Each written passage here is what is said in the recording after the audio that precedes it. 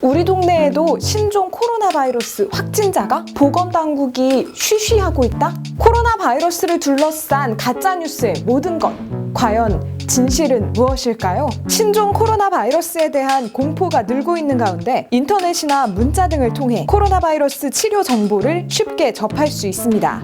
강원도의 군부대에서는 항균 효능이 있는 양파를 실내에 비치하라고 공문까지 내린 것으로 알려졌는데요. 양파 위아래 면을 커팅해서 실내에 두라는 겁니다. 과연 바이러스를 막아줄까요?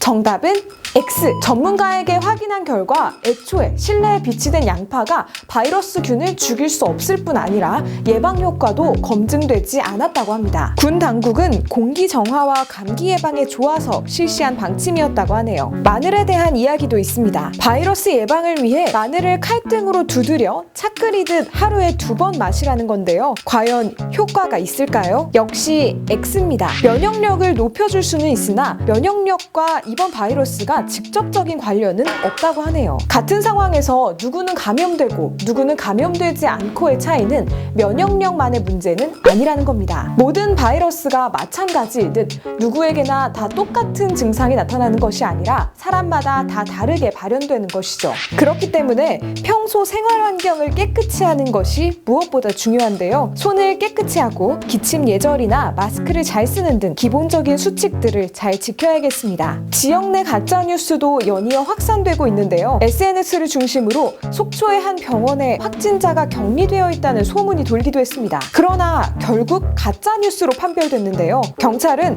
해당 허위 사실을 유포한 A씨를 업무 방해 혐의로 입건한 상황입니다. 원주의 한 맘카페에서는 15개월 아기가 확진 판정을 받았는데 보건당국이 쉬쉬했다는 소문이 돌았는데요. 역시 가짜뉴스. 15개월 아기는 음성으로 최종 확인됐습니다. 이 밖에도 이 타이밍을 노린 스미싱 범죄 등이 출현하고 확진자가 사는 곳이나 자녀 정보 등 개인정보 유출이 만연하게 벌어지고 있습니다. 처음 맞는 일에 대해 공포심이 커지고 있는 상황. 과도하게 공포심을 조장하거나 과하게 걱정하지 않는 차분한 대응이 필요한 시점이 아닐까요?